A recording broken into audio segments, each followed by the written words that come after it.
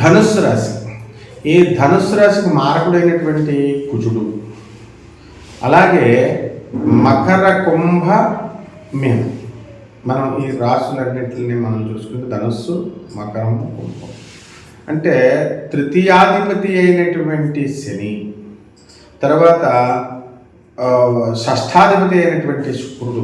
వీటిలో ఏది అయినా సరే మనకి దోషయుక్తంగా ఉన్న క్రూర గ్రహాలతో కలిసిన శత్రుక్షేత్రాల్లో ఉన్న నీచపట్టిన మనం ఈ క్రిందే నేను చెప్పేటటువంటి రెమెడీస్ ఏవైతే ఉన్నాయో ఇప్పుడు చెప్పేవి, ఆ రెమెడీస్ని కనుక మీరు పాటిస్తే ఖచ్చితంగా మీరు వాటి నుంచి విముక్తులు అవుతారు. ఇప్పుడు ధనుసు రాశి వారికి ఏంటంటే సాధారణంగా మనము వీళ్ళకి సుఖంగా ఉండడము, ఫ్రీగా ఉండడము, ఫ్రీడమ్గా ఉండడం అనేటటువంటిది లక్షణం అన్నమాట.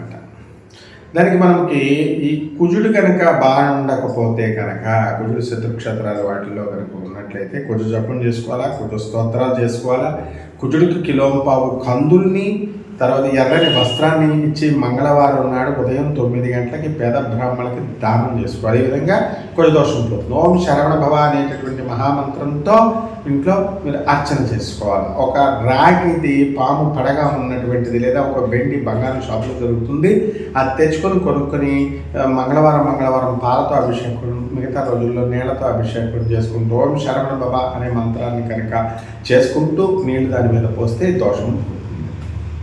ఇక తృతీయాధిపతి అయినటువంటి శని జపం చేసుకోండి, శని స్తోత్రాలు చదువుకోండి, శనికి కిలోంపావు నల్ల నువ్వులు, నల్లని వస్త్రాన్ని పేద బ్రాహ్మణునికి శనివారం నాడు ఉదయం 8 గంటలకి దానం చేయండి. అలాగే ఓం శనేశ్వరాయ నమః అనేటటువంటి మహామంత్రంతో పూజ చేయండి, సరిపోతుంది.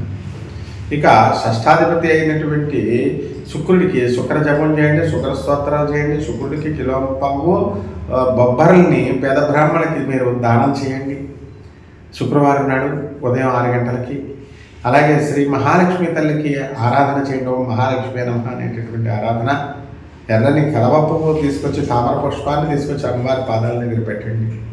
ఈ విధంగా కనుక చేసినట్లయితే మీకు ఈ శుక్ర దోషం, ఈ సమస్త దోషాలు, శుక్రదోషం అనే కాదు, ఈ శని దోషము, తర్వాత ఈ కుజ దోషము, ఇవన్నీ కూడా మనకి ఈ ధనుసు రాశి వారికి 2024-25 సంవత్సరంలో తొలగిపోతుంది. శుభమస్తు.